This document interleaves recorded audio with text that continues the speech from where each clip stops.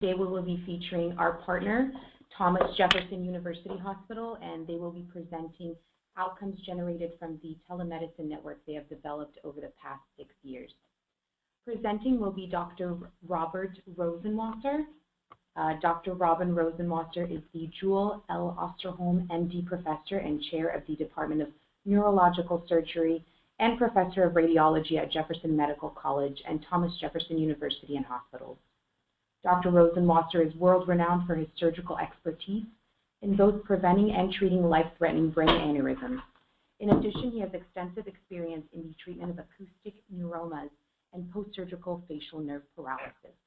He is a member of multiple neurosurgery organizations and is author or co-authors of numerous textbooks and over 200 publications or abstracts, and has lectured widely, both nationally and internationally. We would like to remind everyone that you may submit your questions through the Questions tab. We will address all the questions at the QA portion of the webinar, which is at the end of Dr. Rosenwasser's presentation. Now, without further ado, I would like to present Dr. Rosenwasser. Well, good morning, everybody. Thanks for calling in and tuning in today. I know everybody's very busy.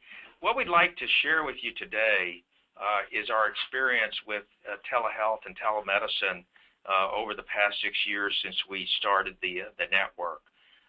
The network is now up to 35 hospitals, and we'll go through some of the data. As in many of people think, because we're on the East Coast, that healthcare is at every corner, but in fact, Pennsylvania in particular has the largest, by federal designation, has the largest number of rural areas with inhabitants. States like Montana and so forth and Wyoming have larger rural areas, but there are no inhabitants. And so critical access hospitals and access to high-level quaternary care is actually very sparse in Pennsylvania, more than most people would think, as well as southern New Jersey and parts of Delaware and Maryland. So we have a president who joined us about 2 years ago now, and he certainly has embraced telehealth as an initiative and understands the importance of it. Dr. Klasko has really been described as a transformational figure and really an academic innovator in how healthcare is delivered. The academic paradigm over the last 50 years clearly is an anachronism, and I think that we're all adapting. He had certainly envisions Jefferson as a destination site for this type of innovation, and certainly when he joined us approximately 2 years ago, we were doing telehealth, and has been very supportive of it and is expanding the horizon in that regard at this institution with a major commitment. There's a website listed on the slide where you can peruse it sometime, which gives you his vision of what healthcare will look like in 2020 and beyond. Our network was established in 2009, and our mission was really to increase accessibility and improve neuroscience care for all patients through collaborative regional partnerships, continuing education, and community engagement. I would tell you that I personally, I think, have convinced our organization over the last 10 years that we don't consider spoke and hub. We consider all of our hospitals as our partners, and I think that's very important. We're not using our telemedicine as a mechanism to bring patients to the Center City campus. Quite the opposite. We're using telehealth to keep patients and provide high level of care in their community. Again, that's a paradigm shift, and we all grew up with the concept of you have to feed the beast, but quite frankly, in the society that we're in now, we have to be able to deliver high-end care in the communities where the patients and the primary care physicians live. And we've demonstrated that you can certainly do this with even with stroke care, which is very high level. Obviously, part of our network is not just about stroke care. With me today is Maureen DePrince, who's our clinical director of the Jefferson Neuroscience Network. She has a background in stroke care and neurocritical care and is boarded in all those arenas, and she does a terrific job and really is the cornerstone of our program She is visiting 35 sites 4 times a year, providing educational opportunities. Our network also involves shared clinical protocols. So in essence, we are doing population health for a neuroscience community of 1.5 million patients, if you will. And this allows patients who are 2 hours away to enroll in 100+ neuroscience protocols. And it's not just stroke care, it's neuro-oncology, it's movement disorders, it's multiple sclerosis, it's ALS, and it's virtually every arena for neuroscience care that we do. So being part of the network allows sharing of clinical protocols, that the care, again, is delivered in the community. Maureen spends an enormous amount of time with nursing education and physician outreach and community outreach. She hosts 6 what are called lunch and learn sessions, where all the partner hospitals come 6 times a year for generally a day's worth of talks and virtually in all areas of neuroscience, not only stroke but epilepsy and all the other areas that we talked about. We do promote CME and CEU programs for physicians, nursing staff, emergency medicine physicians, and anyone else that needs additional continuing medical education. The clinical trials we talked about, and telemedicine is only part of the network, but certainly it's an important part as well. Obviously, 6 or 7 years ago, we started with time-sensitive disease and stroke, and it's intuitive that if you can do it for a disease that has time sensitivity and high acuity, we should be able to adapt that to areas of lesser acuity. And in fact, that is the case, and as I said, it's intuitively obvious. We all know about the economic burden of stroke. When we compare it to other diseases, in the U.S. alone, there's approximately 750,000 strokes a year. When you compare that to ruptured aneurysm, it's 30,000 a year, and when you compare it to Parkinson's disease, there are only 18,000 a year. But it has, and the cost to society is enormous, $60 billion a year in stroke care, and in your slides you see the readmission rates, which are also problematic. So being able to deliver this care in a timely fashion is really critical.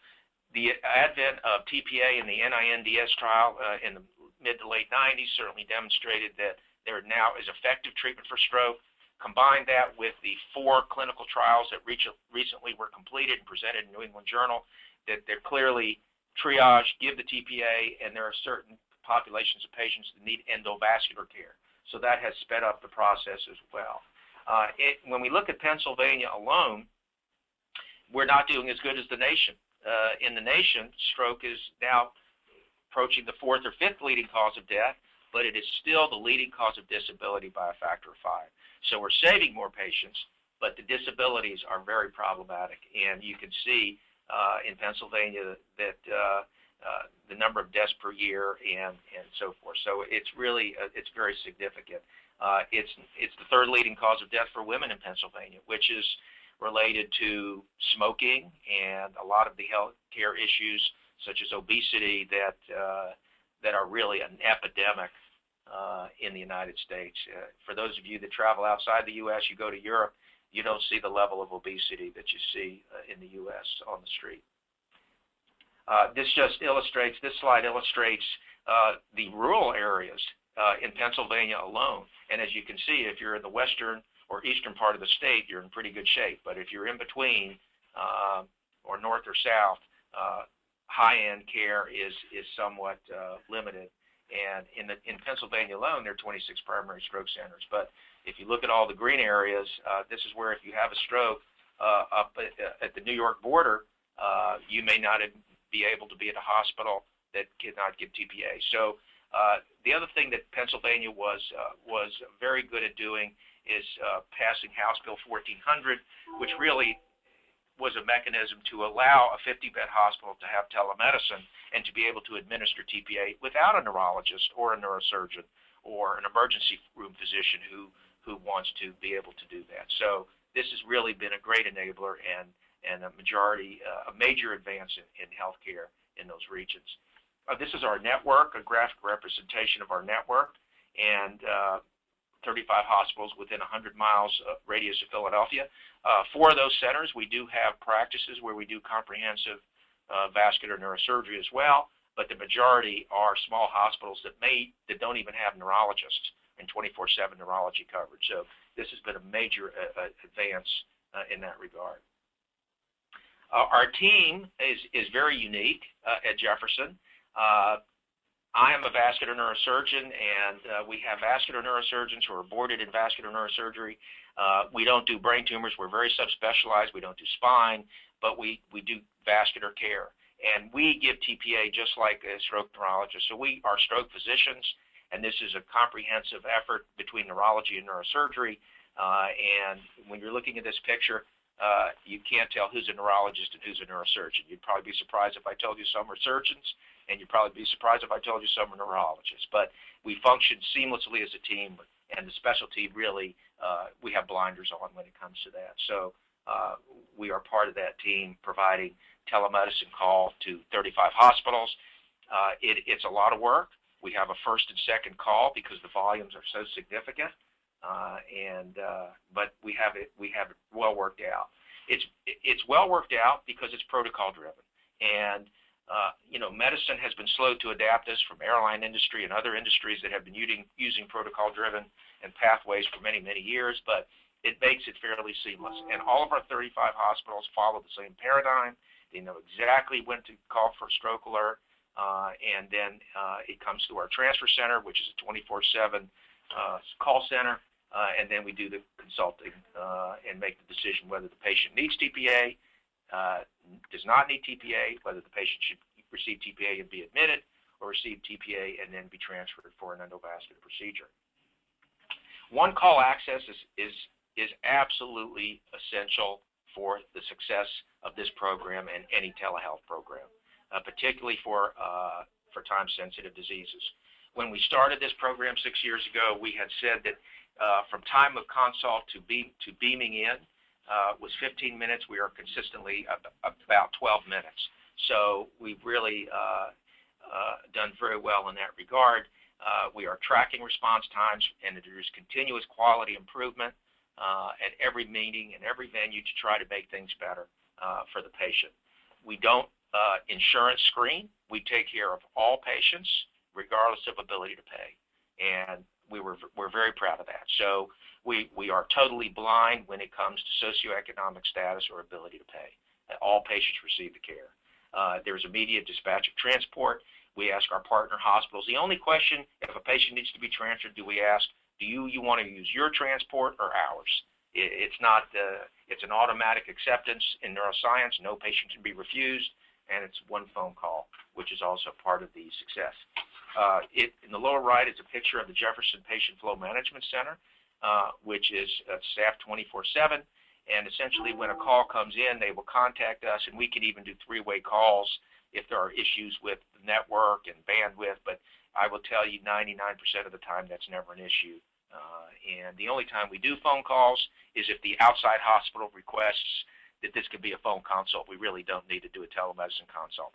A hard example, patient comes in, has a large intracerebral hemorrhage. The physician can call. We can say, look, you don't need to beam in. I know this patient definitely needs to come. So those are the kinds of cases that we would use for a phone consultation or notification rather than telemedicine. To date, we've done over 6,000 consults. And I think the important thing for our partner hospitals is that 85% of these patients remain at those hospitals. When we polled our hospitals that are our partners, virtually almost 100% of those 85% patients, 100% of that 85% previously would be transferred. So now hospitals are keeping patients that should stay.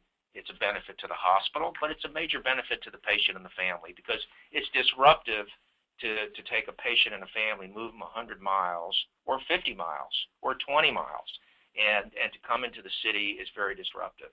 And so we know in every branch of medicine, the least disruption to the homeostasis of the patient and the family improves outcome. And part of disruption of homeostasis of the family and the patient is moving them 50 miles to a foreign site that is problematic. Our TPA rate, as you can see, for those of you that are aware of this, is very good. It's 16% overall. In 2014, it was 19%, and it seems to be going up.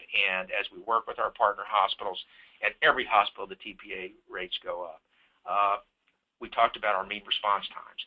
We actually, 7 of our partner hospitals, and many of these hospitals had never given TPA prior to their involvement in the network. Joint Commission recognizes telemedicine as a mechanism for 24/7 stroke coverage, and we have been able to work with our partners, and 7 of the hospitals have now achieved primary stroke certification only because of the telemedicine program. It's a huge thing for the hospital. It's a huge thing for the community, and it raises the level of care, quite frankly, not only for neuroscience care, but there's a halo effect in the smaller hospitals that have this accreditation that raises the bar for many other areas unrelated to neuroscience, because they realize these small hospitals, they can do it. They're very good out there. Nursing care is good, physician care is good, and it gives them the confidence that they can actually do this high level of care. As I indicated, there are over 70 educational sessions a year, which is really virtually 100% driven by Maureen DePrince. I would also tell you that Maureen DePrince, and unless you have a Maureen DePrince, your program will not be successful. And no, you can't hire her away. But you have to have a physician champion, which I think is essential. I was the physician champion, and Pam Kolb, who's our hospital administration, who's in charge of VP for neuroscience for our institution, she's the administrative champion, and Maureen DePrince has been the non-physician clinical nursing champion. So those are really the key ingredients to make the program run well.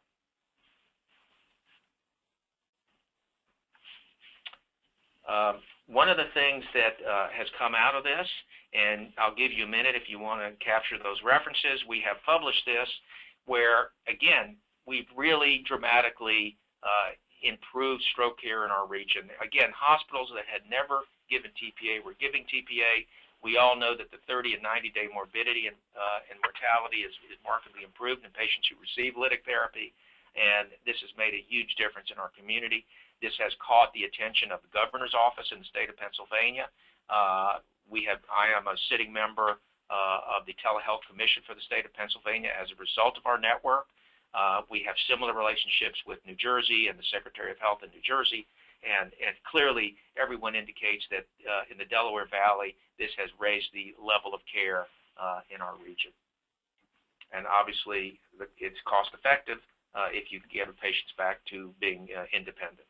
Again, the success factors I indicated are certainly you have to have 3 champions to start it. You have to have a hospital champion, administratively speaking, that's Pam Kolb. You have to have a physician champion, and you have to have someone from the nursing aspect who understands the clinical aspects and who is also an educator, and that's Maureen. So those are the 3 key elements.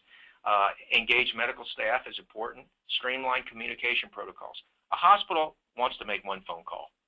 And I think, again, that's intuitively obvious. They want to make 1 phone call, and they want the process then triggered, and that's also been part of our success. The timely response to requests for consults goes without saying. And again, the network is not just telemedicine. It's educational programs that raise the level of education, which ultimately raises the level of care at each of our hospitals. We also have physician champions at each of our partner hospitals. And in parallel to what we have at the home site, if you will, we have physician and nursing champions at each of our partner hospitals. That's also critical because without that, it won't fly. You've got to have a champion, nursing and physician champion at each site, and obviously hospital administration. When I go to the meetings, I don't make 100% of the quarterly meetings. I probably make 80%. But at our partner hospitals, invariably, the president of the hospital shows up to those meetings. So this has become a very, very big thing for those institutions. It's increased the acuity level at those hospitals, and they understand it, how important this program has been to them. In the past, they would be ambulances would drive by those hospitals and not stop. But now that they know they're part of this network and can deliver quaternary care consultatively, those hospitals are not being bypassed for care. Again, tracking outcomes and continuous quality improvement is essential, as it would be in any arena. Well, I think everyone on this webinar needs to ask themselves, what are the opportunities at your own institution and how you can partner. And I am a Buckminster Fuller fan. You can read this quote, but another one of his famous quotes that I love is the way to predict the future is to invent it. And that goes along with this quote as well. So I think that the success of this program is dependent on the people, and I think that having seen it happen, and we did this on a shoestring, so we didn't, it's not like the hospital gave us, $1 million to get this program going. So it's been very beneficial, and most importantly, you really feel good that you're helping the patients in the periphery. Let me just give you an example. One of the other things we're doing, we have numbness or tingling at the incision site. No. So while he's talking, let me just see. This is a operative visit of a patient who had cranial surgery for an arteriovenous malformation who lives 3 hours away. And we're also using telemedicine for post-operative visits. Good. If you can do this for neurosurgical patients, what I want you to do is give me a big smile. You can definitely do it for lower acuity and other visits. And we are now implementing.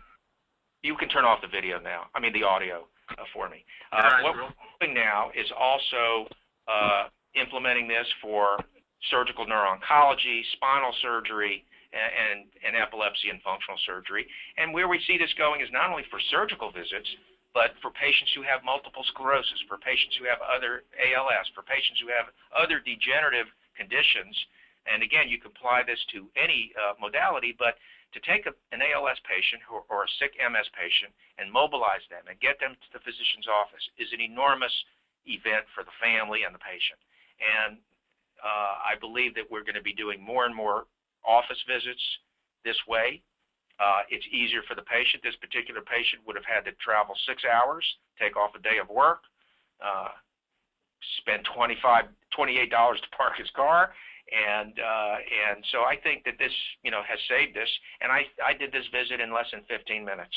So it's efficient for the physician, it's very personal, and it's very efficient for the patient. They don't have to take off from work. So I think we're going to see this more and more in other areas of neuroscience, and it's also being done for primary care as well.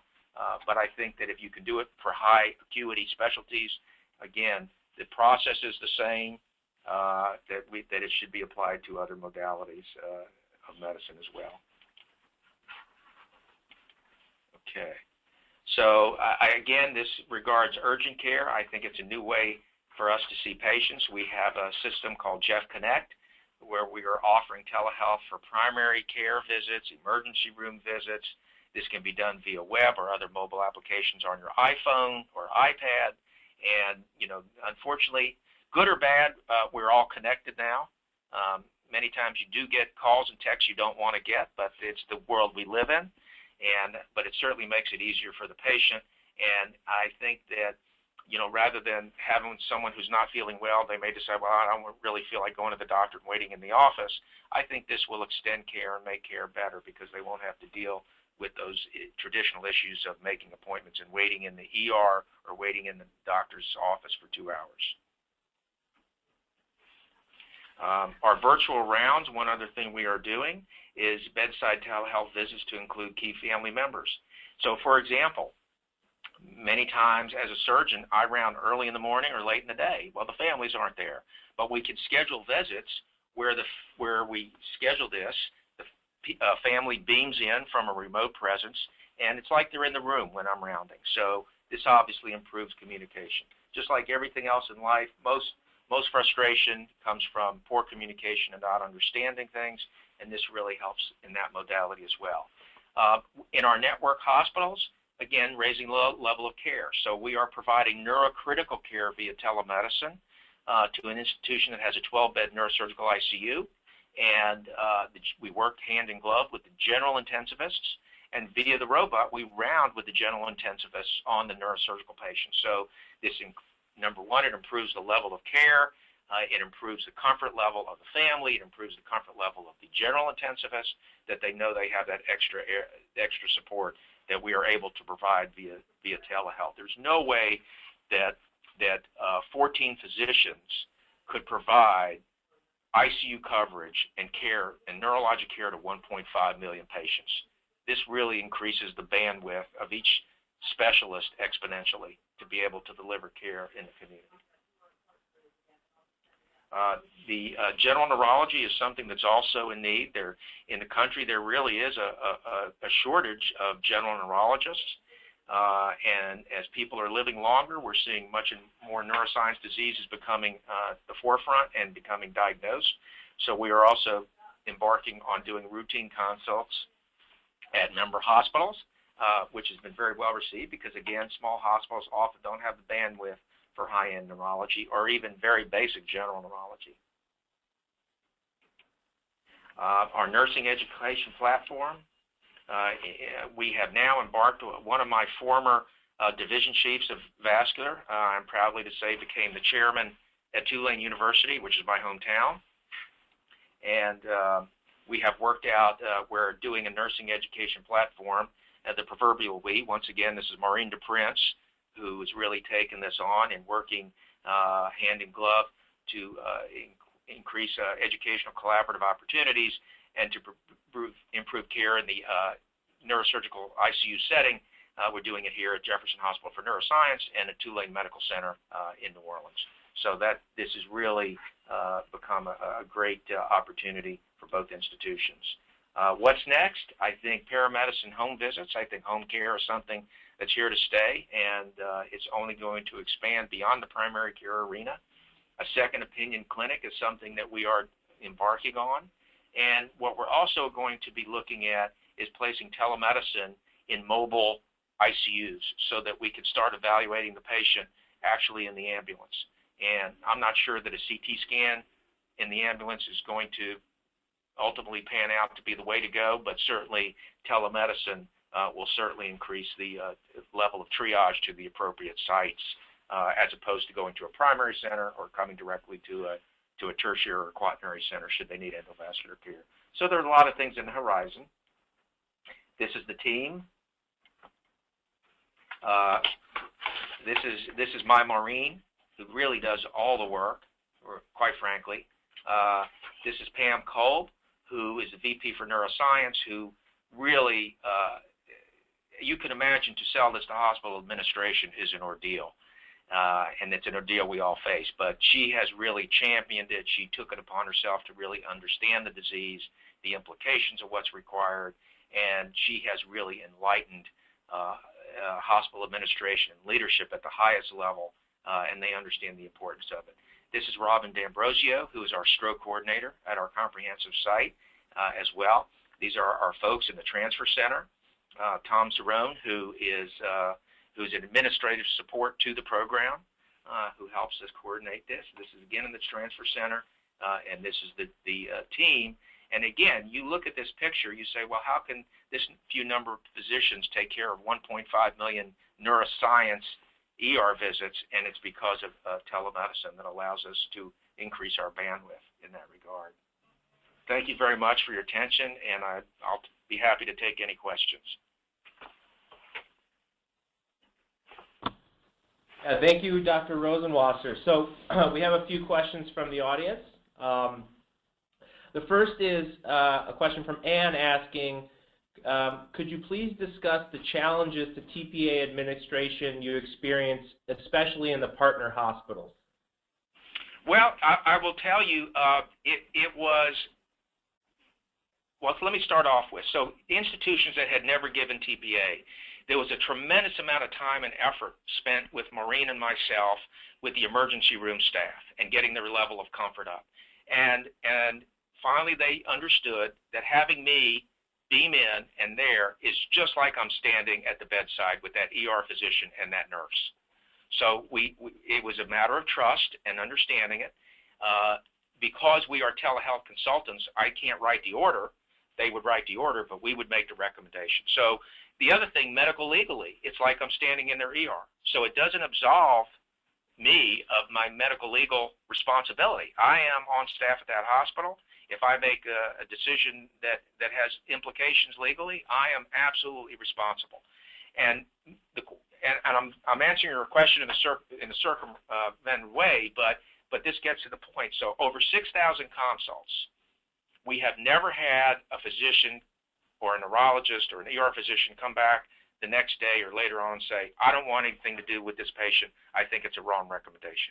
We've never had it happen.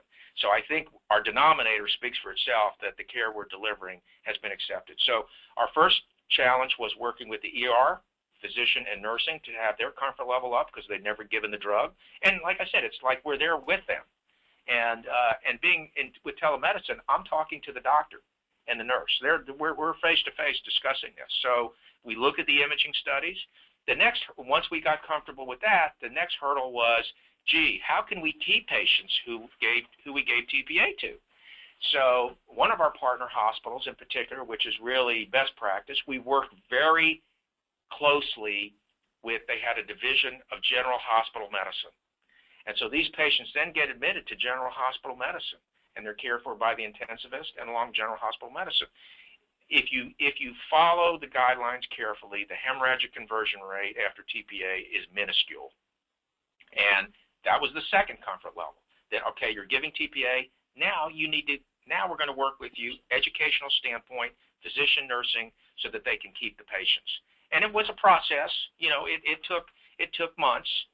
It didn't take years. It took months.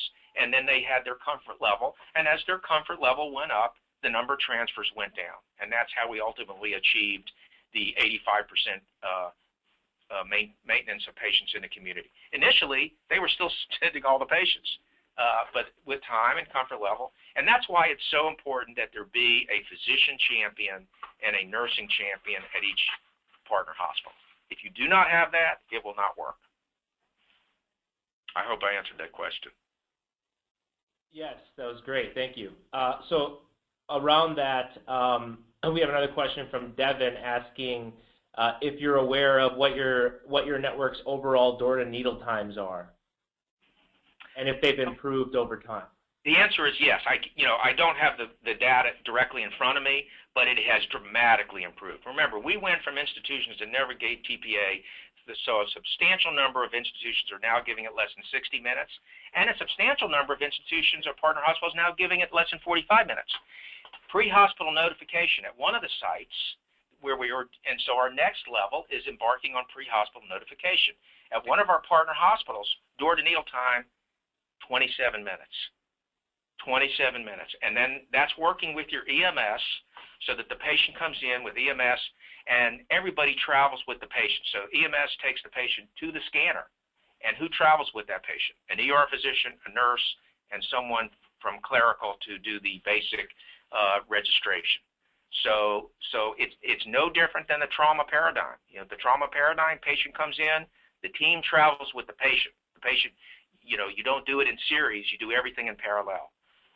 So this has absolutely helped institutions get their door-to-needle time out because, remember, it only takes 12 minutes for us to beam in, right? So when we beam in, the CAT scan's usually done. We look at the image, we look at the patient, we make the decision right then and there. You're not waiting for a consultant to arrive and so forth. So the answer is it dramatically has reduced door-to-needle time at virtually all of our institutions. We still have challenges, and we're still working on it, but we've definitely seen significant improvement. So Dr. Rosenwasser, we have a question from Anil along those lines as well, that asking from a process perspective, how do you review the clinical images via the technology? So we have essentially, there is a software platform. There are servers, so we don't have to say, well, the question is, gee, 35 hospitals, do you have 35 PAC systems you have to sign on? No. Part of the system is a software that we install on their CT scanner. So when we log on, the images are pushed out to us automatically. So we have the imaging there as well. Let's say that there's a problem with that, which rarely occurs. We can look at the image on the screen, but since we have this SurePACS or a new version of the software system, it automatically pushes the CAT scans to us, so that we're viewing those at the same time we're beamed in. It's not been an issue at all. Great. We have a question from Tim asking, what are you doing to help partner hospitals obtain Joint Commission primary stroke accreditation? Well, we are working with them. For example, there are requirements, and maybe I can let Maureen jump in here because Maureen has worked with many of virtually all the 7 hospitals who are accredited. Okay. Hi, everyone. We act as a consultant. So, we go through the primary stroke certification manual. Everything is laid out according to the standards and requirements. And we work with the hospital to assign, teams or people to each of the standards. We'll give them a timeline for completion. And then once they go through that process, then we'll go to the hospital and do tracer activity, do mock stroke alerts, just to ensure that the system works well. Great. So we have another question from Olivier. And let me just Sorry. add one thing to Maureen. Maureen is batting 100% because all the 7 hospitals that applied for it got it on the first go-round. So I think that's pretty impressive. So we have a question from Olivier asking, how do you promote your program locally, and how do you look to engage new sites? Well, initially, obviously, there was a branding campaign, but, in our region, it's now we get the calls because the success of this program, all hospital CEOs and regions know each other, and all nursing leadership knows each other. And initially, yes, we did promote it. We did, I don't think we did print. We did some audio. We did some TV. We did web-based. We went to all the hospitals. So physically, it was a matter of myself, Maureen, and Pam virtually going and having meetings with administrative and hospital leadership. That's essentially, it was on the road. And for the first year, my Easy Pass was on fire. And we went to all these institutions and told them about our program. Everyone in our region in the Delaware Valley knows the success of this program, what it has meant, number 1, to the patients, number 2, to the hospitals, number 3, to the primary cares and the physicians in those communities, that they're now able to get high-level care. So it's now been successful where the product sells itself. And today, I think we had, yesterday and today, we had 2 calls from 2 other hospitals that are very interested in joining the network because they see the data, they see the outcomes, they see what it means to the patient and the community. But initially, it was a grassroots effort, again, with physician champion, nursing champion, and hospital administrative champion, meeting with partner hospitals, potential partner hospitals. Great, thank you. We have a question from Virgil asking, do you use this or do you have the capabilities to use this for EEGs? They are a hospital that cannot get the service at their facility. So we are not currently doing EEG, but our epilepsy division actually does remotely read EEGs. Anything that's web-based is easy to do. So with telehealth, it can be done. It's an easy thing to add on. It's not difficult. And our epilepsy group, which is really a world-renowned group, does remote monitoring and has the ability to read this. It's just a matter of software and bandwidth. It's not difficult at all to implement. Okay, great. We have a question from Michael asking, for home telemed visits that you guys have done so far, what have been the biggest challenges related to remote patient care, and how did you solve or address them?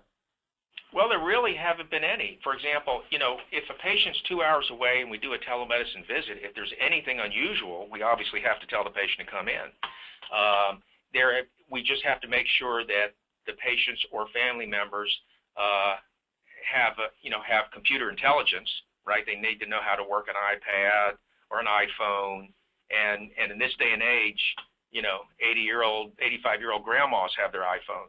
So the fact of the matter is, it really hasn't been a challenge because many of the families and patients are familiar with the technology. It's just a different application. Great. So we have a question from Richard asking if you've collected any metrics such as ICU length of stay or readmissions, and if so, what impact has the implementation of the tele-ICU efforts had? So regarding, I'm sorry. So No. regarding readmission, we're just starting to look at that, and our sense is that it's that it's decreasing our readmission rate, because in neurovascular surgery, it has one of the highest readmission rates nationally. And so when I showed you that picture of that ABM patient, to do that by phone, even the physician can't get a sense. But when you look at the patient, can get them up, walk them around, look at their incision, and deal with a lot of those issues. Our sense is, we haven't drilled down on the data, but our preliminary data indicates that it is definitely reducing readmission rates. Great. So we have just a few more questions. One from Paul asking, what does the financial model for partner hospitals look like? So with the stroke care only, that's mission-based. For everything else, general neurology and ICU care, that has to be paid for by the institution. Now, regarding surgical post-op visits, the first 90 days is global billing, so there's not an issue there. The state of Pennsylvania probably this year will approve it. Many states pay for telehealth visits. The state of Virginia does. Many of the states out west do. So it's a matter of having the legislation to do this. And by the way, this is probably going to happen in Pennsylvania this year as a result of our commission, and it's par. So whether it's Medicare, Medicaid, or private insurers, it's the model that's in Virginia where basically there's parity. Everyone has to pay for a visit. It's a legitimate visit. It's documented. We see the patient. It goes in the EMR, in their electronic medical record. So for acute stroke care, we're now doing it as mission-based. But for everything else, the institution pays for the service. And it's very cost-effective. So a 200-bed hospital to hire enough neurologists to provide 24/7 care, no one has the financial bandwidth to do that. But for the cost of 24/7 care, it's essentially the cost of one FTE. When you look at 85% of the patients staying at that institution, it's very cost-effective. Thank you. We have a question from George asking, can you speak to the benefits of being able to install a telehealth network instead of having to build the entire information technology and communication infrastructure yourself? Well, I think to start from building this in-house, I think, you don't build your own car. Why would you build your own telehealth network? There's a lot of moving parts to it, and whatever system you end up using, and by the way, I will have a disclosure that I have no financial interest in InTouch Health. I have nothing to do financially with InTouch Health. But I would say, so whatever system you use, they have an army of individuals who can deal with the issues. So for example, again, any of the systems you use, when you decide to go to a partner hospital, they do an assessment of the bandwidth and the Wi-Fi and all that. So, to do that on your own would be an enormous task. And you would have to build up your own IT infrastructure to do this. So outsourcing it, if you will, is again much more cost effective than trying to do it in-house. Great, thanks. We have just two more questions right now. So one from Steve asking, I see that you are currently covering 35 sites. What is your theoretical maximum coverage area, and what would you need to do to move beyond the theoretical max? Our theoretical max is infinity, so there is no limit because it's web-based. Obviously, we have to increase physicians because still, I have a day job. So the fact of the matter is our rate limiting factor is not the number of sites. It's related on the number of physicians who will be able to take the call and participate in this. Our bandwidth is increased here because it's all the vascular neurosurgeons plus all the neurologists. So it increases our bandwidth dramatically, which is why we're able to do it now. We will be looking to add additional people as we add additional sites.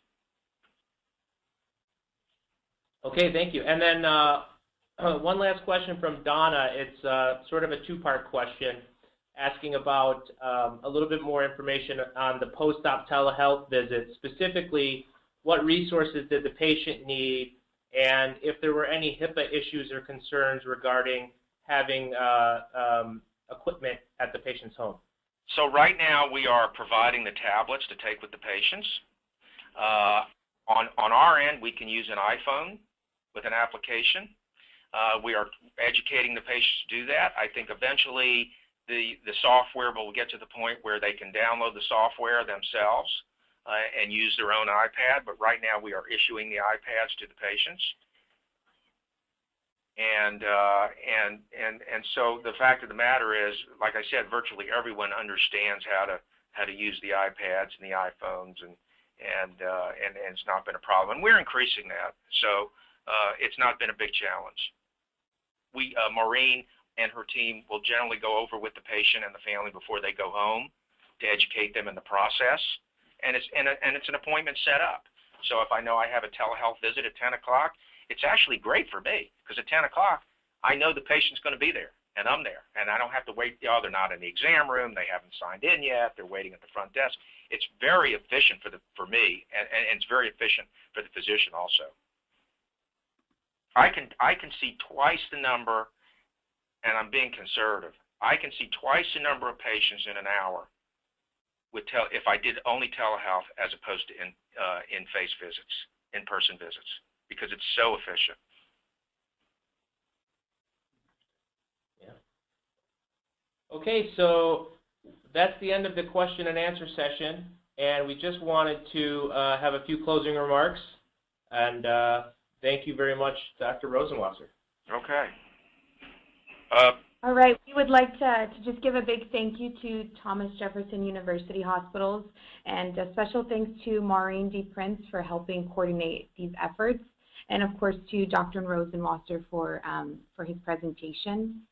For any additional questions or information, please contact us at questions@intouchhealth.com or contact Thomas Jefferson directly at the email address shown on the screen.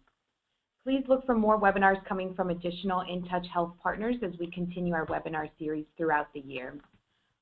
Also, as a reminder, please check out our website at intouchhealth.com to get more information about our annual Telehealth Innovation Forum taking place July 22nd through the 24th in Santa Barbara, California, where you can hear from thought leaders around the world sharing best practices, business and clinical models, and outcomes they have achieved. Also, a recording of this webinar will be available on our InTouch Health YouTube page if you missed any of it, or if you'd like to recommend it to anyone else. At this time, we recommend that you exit this webinar. Thank you again, Dr. Rosenwasser. Okay. Have a good day, everybody.